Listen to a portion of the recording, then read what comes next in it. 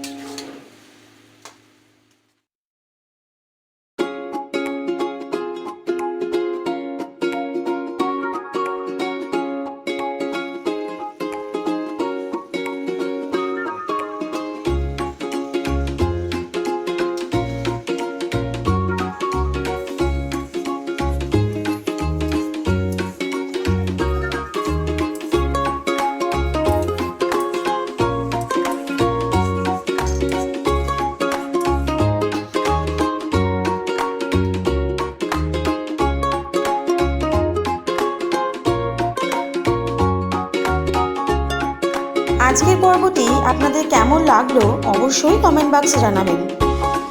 এমনি নতুন রান্না জানার জন্য অবশ্যই আমাদের বেল আইকনে ক্লিক করবেন।